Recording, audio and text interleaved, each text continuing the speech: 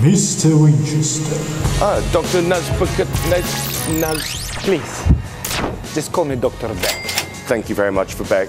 Thank you very much as well for seeing me on such short notice. Morning after? No, really. I know I'm a bartender, but I don't suffer from hangovers. I suffer from excessive product loyalty, the occasional batch of cocktail flu, but I'm fine, really. How can I help? Well, some friends of mine said that you might be able to help me with a small problem I have. Do you mind me asking who referred you? It's Ian, the rum ambassador Burrell, and Andy, intoxicologist Pearson. Oh, yes. All troubles chaps indeed. If they're your friends, you need help too. I've got a few problems, or I've got a small problem with some baggage. I see. Well, it's not uncommon for a man of your age. Please, make yourself comfortable. So tell me about your problems. Are they sexual? Sexual problems? God, no. For fuck's sake, I'm a bartender. Everyone wants me as a friend or a fuck, as they say in the film Heathers. I mean, as soon as I walk behind the bar, I'm filled with magical sexual allure. But as I do tell bartenders, it has to be said that girls will flirt with you, not because they want to sleep with you, but because you're the safest person to flirt with.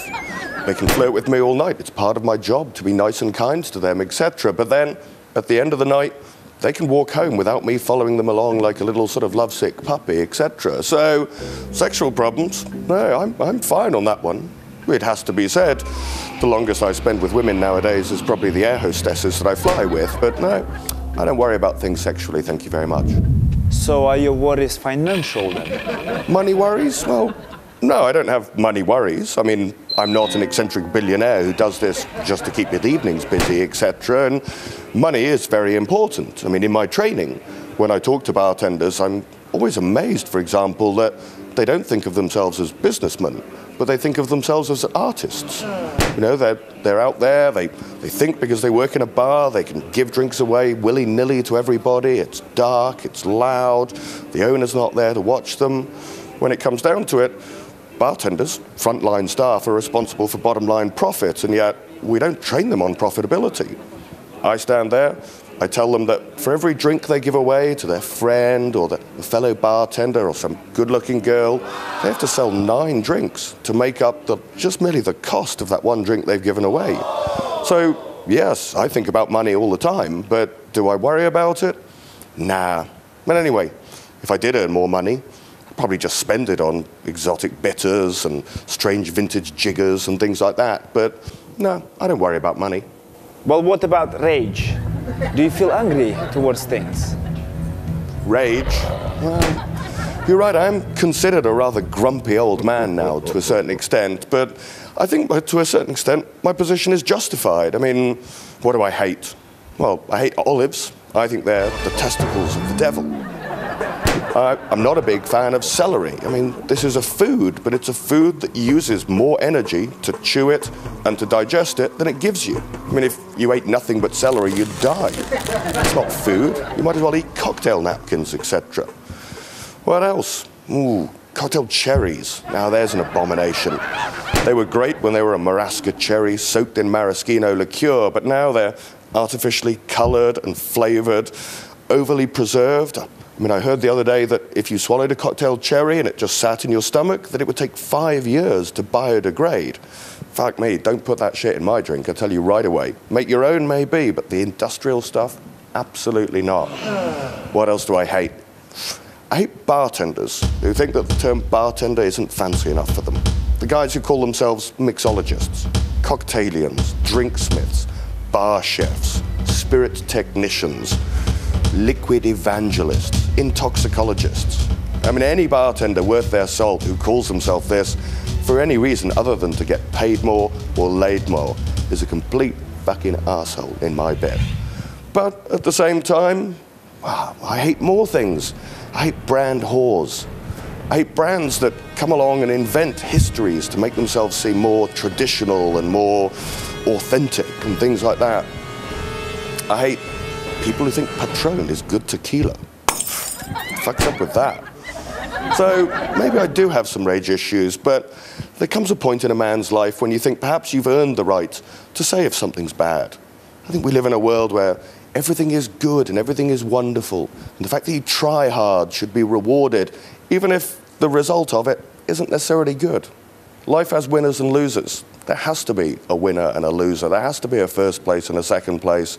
Not everything is a shared, wonderful activity. Maybe I do have some rage issues, but I think I'll work on that myself if that's okay. Do you suffer from any obsessive behavior, my friend? Obsessive behavior?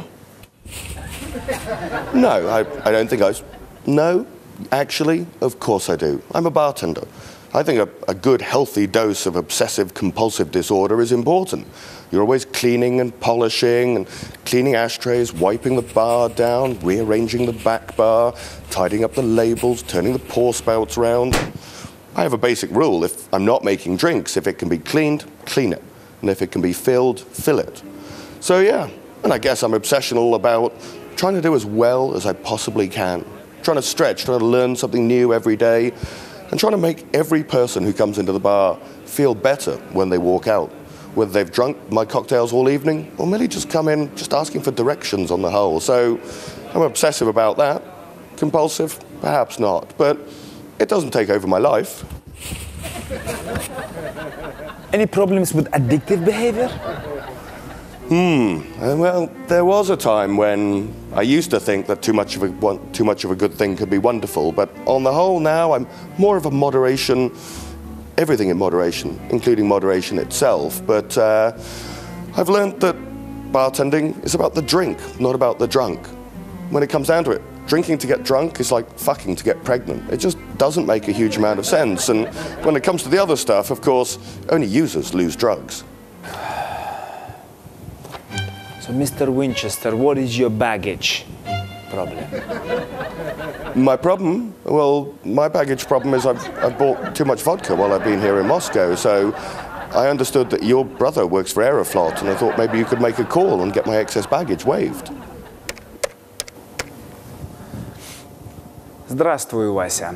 Тут одного британского психа тебе пошлет. Пожалуйста, посади его поближе к туалету и выставим двойной счет за перевес. Спасибо. Mr. Winchester, all sorted for you and have a nice trip. Thank you very much, Dr. Beck. That's so kind of you.